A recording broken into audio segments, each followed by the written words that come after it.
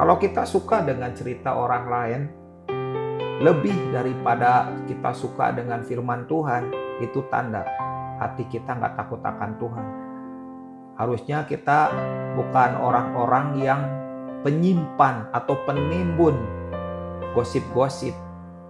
Kita harusnya menjadi orang yang penuh dengan perkataan Tuhan, yang penuh dengan hadirat Tuhan, yang penuh dengan kebenaran, sehingga hidup kita itu berubah. Lalu bagaimana kalau seandainya kita sudah bertahun-tahun di gereja, tapi nggak berubah?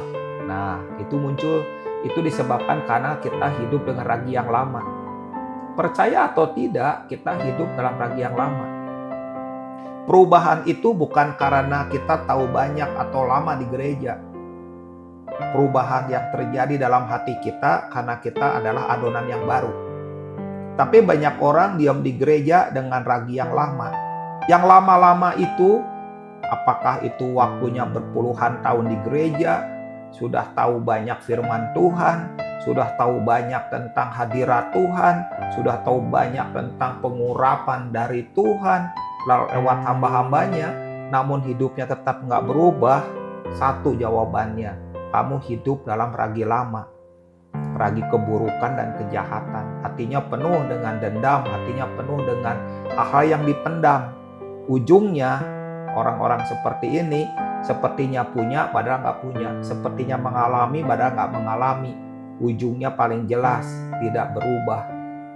Dia hanya orang dunia yang ada dalam gereja, berpuluh-puluh tahun sebagai orang gereja, tapi orang gereja dunia. Orang dunia dalam gereja ini hanya tahu banyak tetapi nggak mengalami banyak. Mereka hidup dalam ragi yang lama.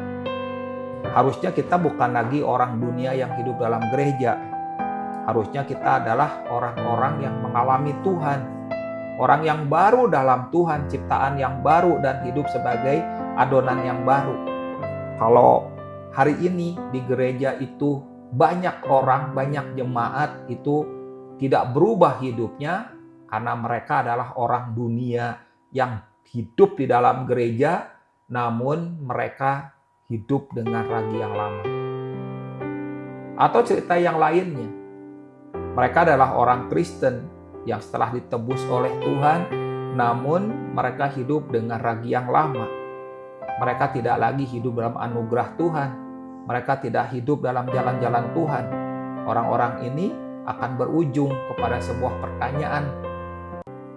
Tuhan, aku telah mengusir setan. Aku telah lama di gereja nih. Aku banyak menyumbang. Aku banyak sibuk dalam pelayanan. Aku telah melakukan bernubuat. Aku telah melakukan mujizat. Aku telah menjadi WL yang diurapi, pengkhotbah yang diurapi. Tuhan, saya melakukan banyak hal untuk Engkau.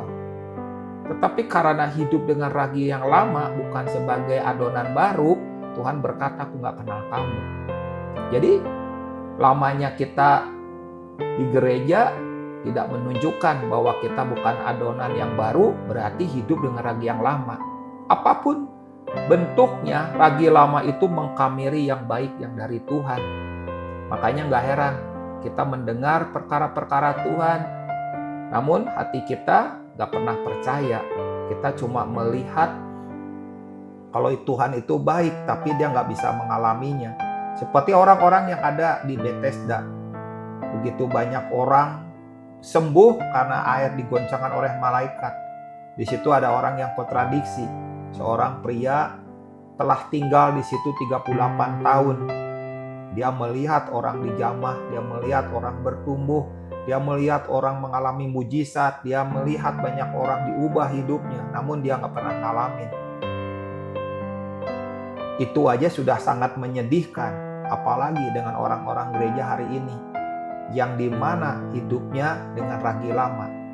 Tuhan mau kita hidup dalam kehidupan yang baru, yaitu adonan yang baru.